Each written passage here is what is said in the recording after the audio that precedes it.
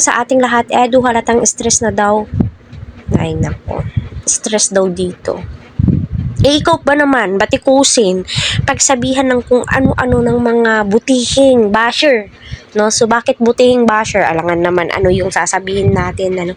Sabi nga nila, be good to the animals. Minsan kailangan din po yan silang patulan para may paglagyan din po yan yung mga bunganga po nila, di ba?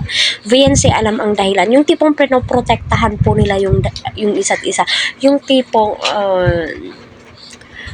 parang magjowa at mag-asawa sila. Kasi protektado po nila. Iniisip po nila yung mga hakbang no, bago sila gagawa ng mga bagay-bagay. No? So, yun na nga po, no. Bago po ako mag-umpisa, please do subscribe sa aking channel. Pahit na din po ng ating notification bell. Ayan, gawas na po itong pagkabisaya, no? So, yun na nga po, no. About naman po dito sa stress. Yes, sino ba naman ang hindi mai-stress? Pati sa live ni Kalinga Prab, andoon yung mga basher, kahit ano yung mga sinasabi. Diba? Sa lahat na ba ng oras kailangan magpaliwanag ni Eds? Kung totoong supporters naman po, wag po ninyo or wag po nating i-questions kung ano po yun.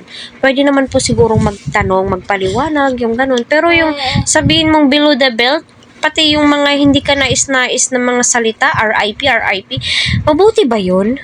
Isipin nyo, no, sa dami ng nagawang kabutihan ni Kalingap Edu, nakagawa lang po ng hindi maganda or ano yung nahagip doon sa video, ang dami na pong sinasabi.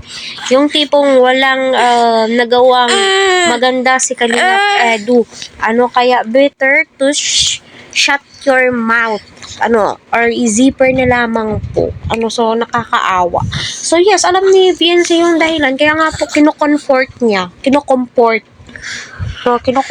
niya si Edo. No? Sasabihan niya, kaya mo yan, madami na nga tayong pinagdaanan, ngayon pa ba, nasusuko tayo? Yes, tama, ang dami nyo nang pinagdaanan, ang dami nyo na pong nalangpasan, na kayo lang dalawa. No? Yung tipong kayo yung nagbibigay ng mga advices, no? So, para sa akin, go ng go, no? Hayaan nyo yung mga basher na galaiti sa galit. Yun po yun.